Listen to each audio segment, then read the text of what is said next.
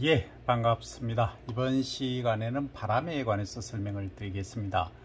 지난 시간에 바람이 없다면 인간은 어떻게 될까 하는 이야기를 했던 적이 있습니다. 바람이 없다면 인간은 50년, 50년도 가지 않습니다. 30년 안에 인류의 종말은 시작됩니다. 종말이 시작된다는 표현이건데 종말이 옵니다. 그 이유는 간단히 보면 이렇습니다. 자, 바람의 종류가 다양하게 있지 않습니까? 강한 태풍이 있고 아주 연하게 부는, 그러니까 아주 부드럽게 부는 연풍이 있고 그 중간 사이 바람이 있을 것입니다.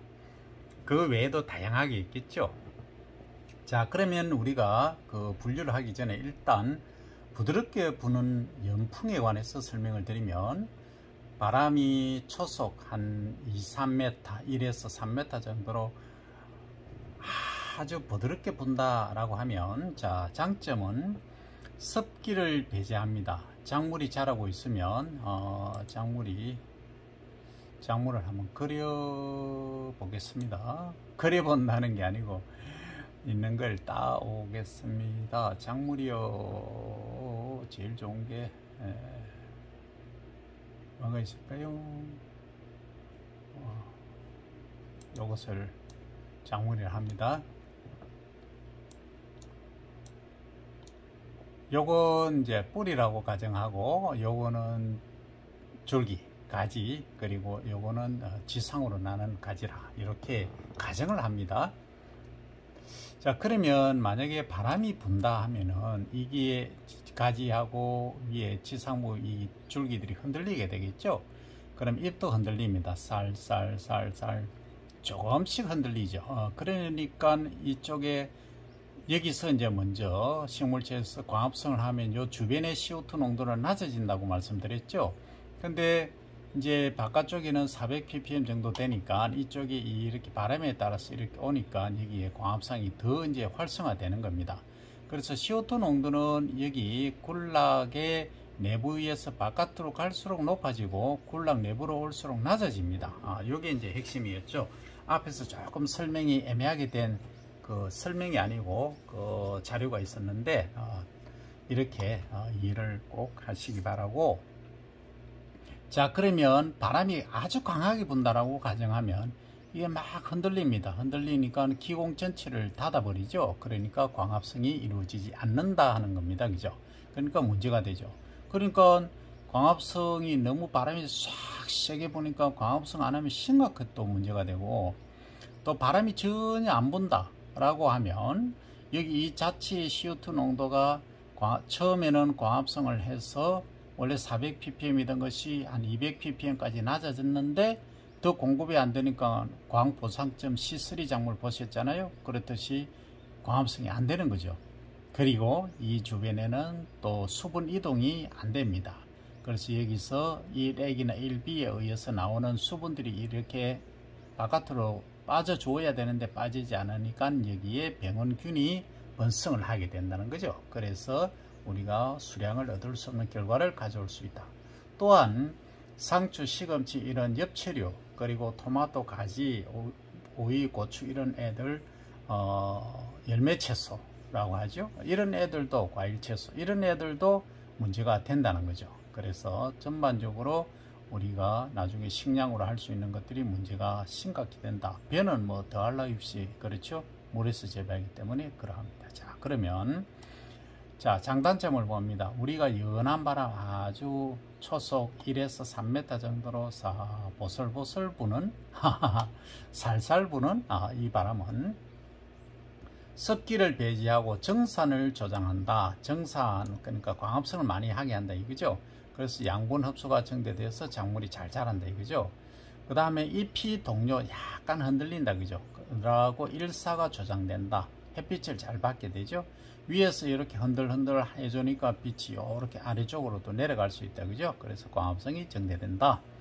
그 다음 이제 공기가 동요된다. 공기가 이렇게 움직이겠죠. 움직임으로써 CO2 농도 조절을 통해서 광합성이 조장된다 설명드렸고, 그 다음 화분 매개가 조장된다. 여기서 있는 꽃가루가 요 옆에까지 이동이 가능하다 그죠.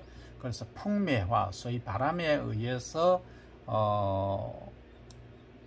꽃가루가 옮겨서 결실을, 열매를 맺는 것이 가능해진다.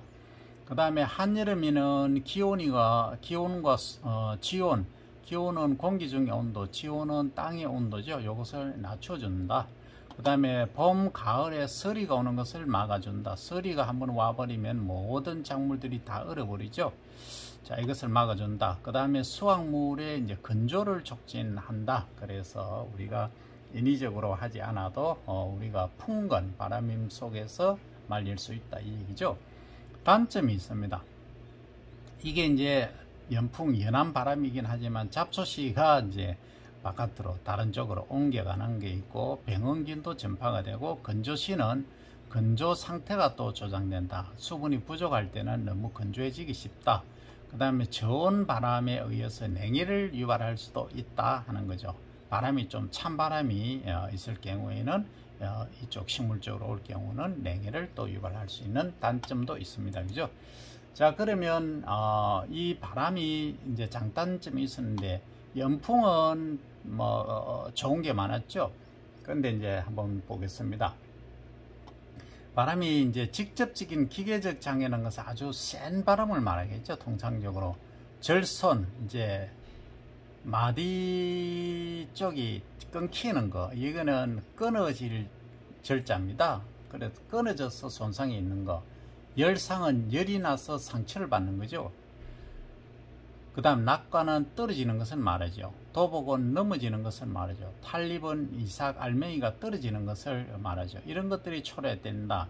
그 열상은 열받는다는 표현보다는 상처를 많이 입는 경우를 말하죠. 그죠?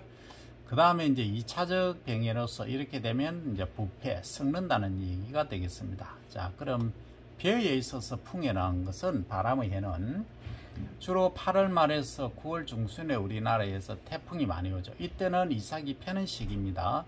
그래서 소위 출숙이라고 하는데, 이때 바람이 세게 많이 불면 청미, 그러니까 초록색 쌀이죠. 덜 익은 쌀입니다. 그 다음 변색미, 색깔이 변색하는 거, 이것들이 발생하거나, 또 부패, 감수는 수량이 줄어들고, 또 이삭 목도열병, 올해는 작년에는 이게 참 문제가 됐습니다. 이삭에 이제 도열병이 발생하는 거죠. 도열병은 잎도열병, 이삭도열병 여러 가지가 있습니다만, 이렇게 특히 이삭목에 도열병이 발생하는 경우입니다.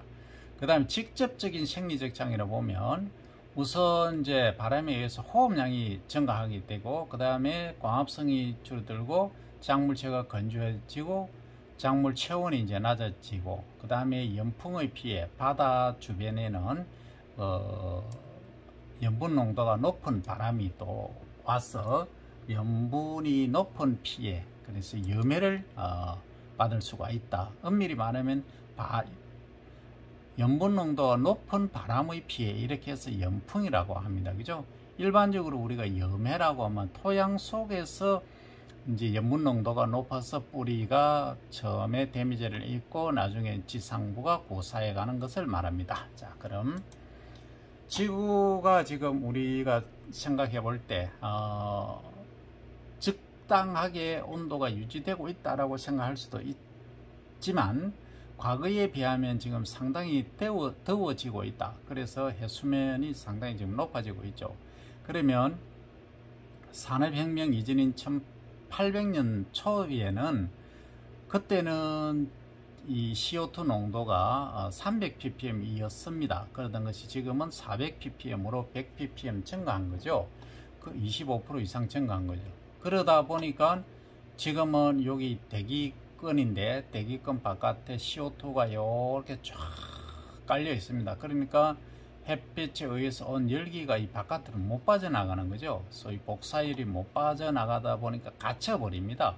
그러니까 이 지구가 온도가 높아지니까 남북극의 빙하가 이제 녹죠. 또 빙산이 녹죠. 녹아서 해수면이 높아지니까 인간이 살 터전을 잃어버리고, 또한 온도가 이제 높아지니까 사막 주변 또는 이제 통상적인 아열대, 열대 지방의 작물들이 온도가 더 높아지니까 못 자라는 경향이 생기죠. 그러다 보니까 또 사막화 현상이 일어나서 작물이 못 자라니까 또 CO2 농도가 더 높아지는 이러한 악순환의 연속이 된다는 겁니다.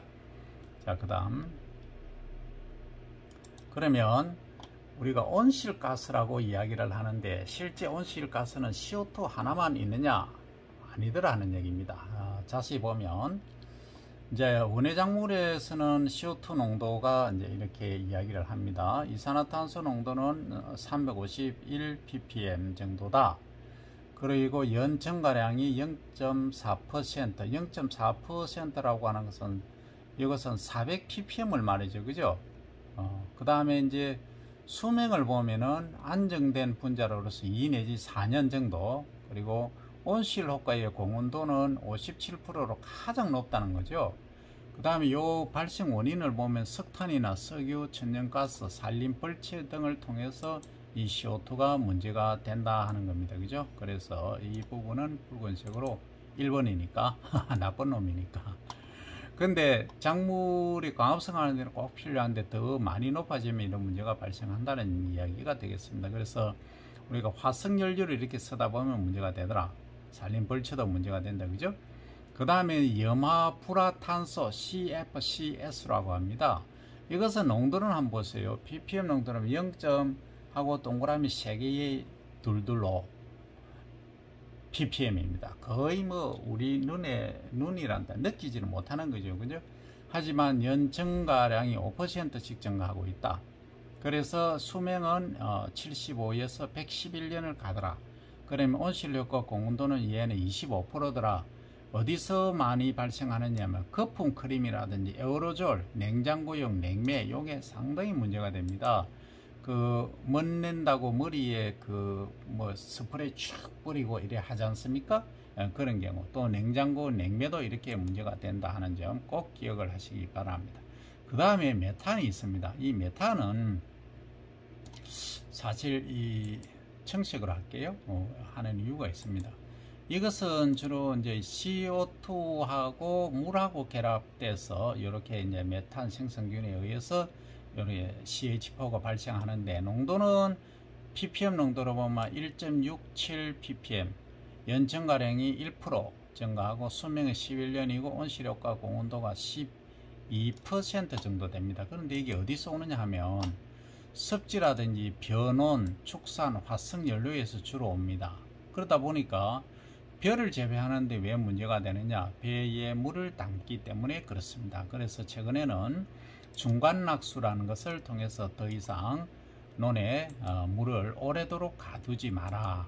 그리고 물이 불필요할 시에는 물을 빼줘라 하는 것이 이것이 현대적인 메탄 발생을 줄이는 벼농사법이 되겠습니다. 지구온난화, 소위 온실가스를 줄이는 벼재배법이 지금 전 세계적으로 확산이 되고 있습니다. 우리나라도 지금 8개 도에 지금 주요 대학과 시군에서 함께 이제 참여를 해서 이 줄이기 운동으로 진행을 하고 있습니다. 자, 그 다음에 아산화질소라는 게 나오죠. NO3라는 애인데 농도는 0.31 ppm, 연증가량 0.2%, 그리고 수명은 150년. 이건 뭐 너무 오래 가죠. 그 다음 온실효과 공헌도는 6%입니다. 메탄의 절반이긴 한데, 요거는 화석연료라든지 비료, 산림벌채에서 많이 발생한다 해서 제가 요것은 붉은색으로 하겠습니다. 그래서 요 메탄 가스는 충분히 우리가 줄일 수 있습니다. 그리고 염화불화탄소도 줄일 수가 있습니다. 그죠? 어떻게 보면 냉장고용 냉매에서는 상당히 지금 냉장고 사용량이 증가되고 있기 때문에 줄이기가 어렵긴 하지만 아주 미량이긴 해도 이것은 다시 한번 고려를 해야 된다, 우리가 주의를 해야 된다 해서 제가 붉은색으로 표시를 했습니다. 자, 그러면 지구온난화가 되면, 지구가 더워지면 생태계에 어떤 영향을 미치는가를 한번 보겠습니다.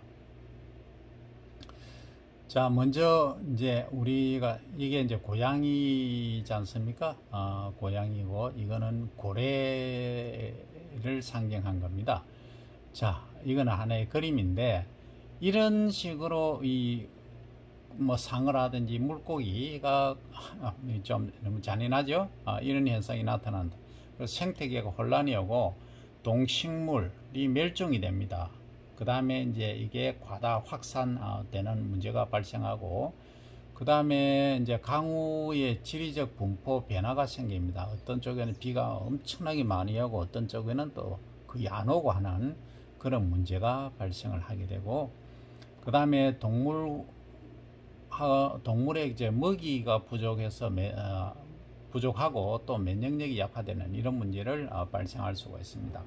그러니까 이상한 생태계가 조성이 될 수 있다는 거죠. 자, 그 점을 우리가 지금 보면 피라미드 체계에 의해서 인간이 가장 상위에 있고 맨 아래쪽에 이제 플랑크톤이라든지 그 위에 식물이 있고 그 다음 동물이 있고 하지만 이제는 이 생태계가 완전히 바꿔질 수도 있다는 게 지구온난화가 지속되면 문제가 된다. 그래서 우리는 지구를 지키기 위해서 어떻게 해야 된다? 여기에 나온 이 가스 배출량을 최대한 줄여야 된다. 그 CO2 농도는 450 ppm 이상이 되면 심각한 문제가 발생할 수 있습니다. 그래서 우리가 어떻게든 450 ppm 이내에서 유지를 해야 된다 하는 것을 다시 한번 말씀드리고, 그 다음에 메탄 발생은 사실 논에서는 2.9% 밖에 안 됩니다. 메탄 발생 기여도가. 하지만은 우리 농업에서 이만큼 또 줄여야 될 의무가 있기 때문에 꼭 실천을 하시고, 그 다음에 여기 보시면 이제 화학 비료 있지 않습니까? 아산화질소 NO3. 요게 이제 화학 비료에서 발생하는 이런 것들도 12법을 개선한다거나 또 12 작물 재배법을 개선해서 이 아산화질소 발생량을 줄일 수 있는 그러한 농법을 개발해야 됨이 우리의 의무가 아닌가 생각하면서 또 권유드리면서 이번 강의는 여기서 마치겠습니다. 감사합니다.